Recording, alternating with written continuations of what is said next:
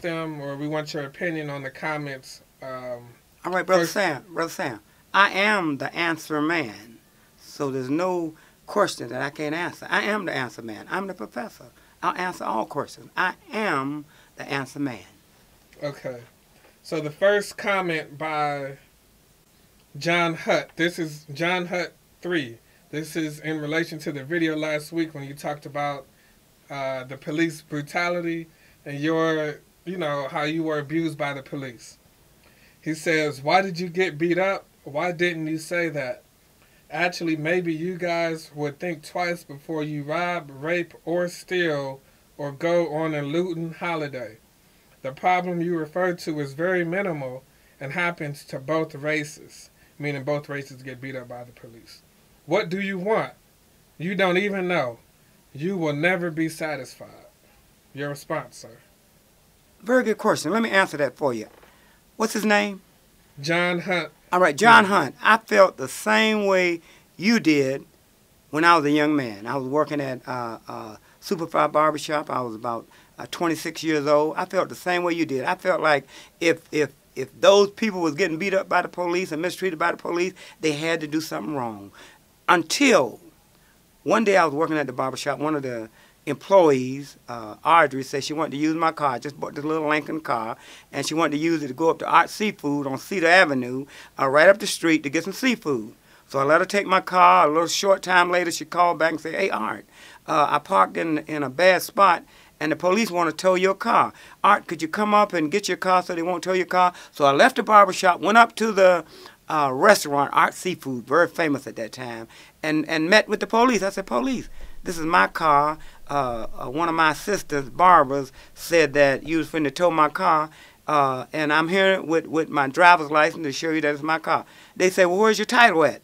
I said, "My title is in the car.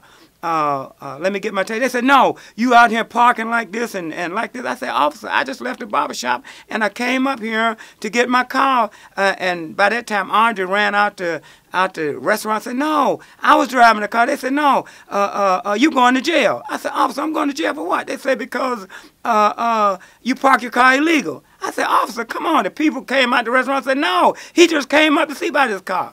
To make a long story short, John, they threw me in the car and started taking me to the 5th District Police Department. On the way there, a couple of black officers say, "Hey, they want to beat you up, man, so when you get to the 5th District, don't say nothing." All right, so they drove me to the white police officer, drove me to the 5th District. I got into the police station. They booked me, and on my way back to the cell block, those policemen gave me the worst whooping I ever had in my life. John, all it was a traffic ticket, nothing more. That's when I learned what you will learn, John, that you don't always have to be doing nothing wrong to get beat up by the police. That was my awakening. Before that, John, I was asleep just like you was. I said, "Well, them people had to do something." No, John, you don't always have to do nothing. Thank you for your question. Okay, Spratt Cat 2.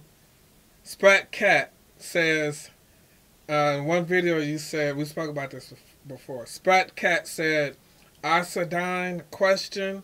Do you mean asinine, Professor?" What's his name? Spratt Cat. Spratt Cat. Very interesting that you asked that because, listen, I am number one, and I don't have proper grammar. And that's what makes me number one, because many people can identify with my language. Yes, I mispronounce a lot of words, but let me tell you a story about that. There was this man, there was this lady. Her name was Miss Lou, all right? Mary Lou.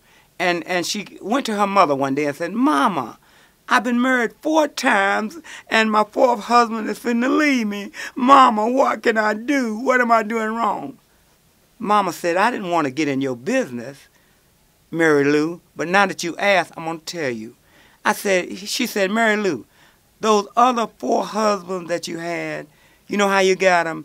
They always come in with them Pierre Cardin suits. They always speaking fluently. Every word they say, every syllable is so beautiful, and you fall for it. And every time you get a divorce, they mistreat you. Say, look at old Talking John over there. His language ain't that good. He said duh, duh, and D, and acidine, and those things. But he's a good man. He worked at the steel company, and he's the kind of man that will take care of you. And so guess what? The moral of the story is that Mary Lou saw what her mama was talking to and got with John. And she found out that Big John couldn't use the language like the world's greatest speaker. But he sure could work, and he sure could bring that paycheck home. The moral of the story is she got with Talking John. They lived happily ever after, and she found out one thing. She took Talking John up to the clothing store, got him a new outfit, and found out that Talking John was just as handsome as those other guys. So the moral story is this. Listen, I might not use the most affluent language. I might slaughter the American language sometime. But just like the rest of the people, you can relate to that. You know I'm just human. You know I'm just real, and I keep it real. And I'm going to keep on keeping it real, all right? Okay. This next question is from Spratt Cat as well. I love Spratt Cat. You're a great fan. I appreciate you. Man, you're number one, just like me. Black gangs heroin sweep when they caught the Cleveland crew down in rural Ohio for the heroin sweep. We talked about that? Yes. Okay. Their comment was, torturous, ponderous presentation. Took forever to get to the point. And of course, had to make it all about race. Give it a rest already. Melanated Community. Come on, man. Remember MLK Jr.'s words. Listen, I take good constructive criticism. If I took too long to get to the point, I accept that, and by you telling me that, I will try sooner from now on to get to the point. But I still stick by the point and the fact that I said that, listen, of all these white folks and all these suburbanites that's involved in the drug epidemic, which they are the majority now, they still have to pick on us little blacks to say we are the one that's causing all the problems. But on your other point, I agree with you 100%. I'll try to get to the point much more quicker next time. Remember, I am the answer man. Anybody got a question, I can answer it, no matter where it's at. Okay, this one is from John Bistis. John Bistis. John Bistis simply says, who owns you guys? John Biscuit, we own ourselves, man. Melanated Media News, Sam, Art Mckoy, we are on ourselves. We're independent, man. We don't have to worry about getting fired by no job. We're independent operators. We do our own thing. Listen, John, why you think you listen the way you do? Because you know that we make it rain. You know that we keep it real. No, we ain't owned by nobody, man. John, we're not owned by... Yes, we are. John, we're owned by you. Because the millions of listeners like you own us because you all like the way we keep it real and make it rain. You all own us, John, nobody else. And the last one is on the, I think you were absent that week. Porter had somebody come in and speak on Trump and North Korea threat and the whole bombing stuff. He simply says, Hispanics and Latinos and blacks for President Trump from San Antonio, Texas. Y'all don't know what's going on. And you know what? You're probably right. We probably don't know what's going on. That's why we like to have great listeners like you.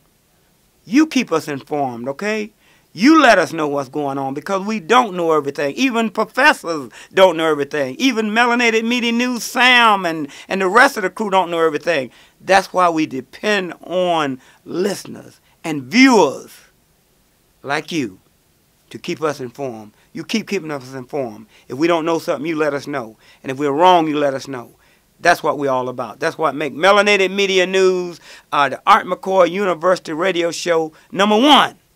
Because, listen, you might have all the PhDs in the world, your doctorate degree and everything. But until you got some common sense, you ain't got no sense.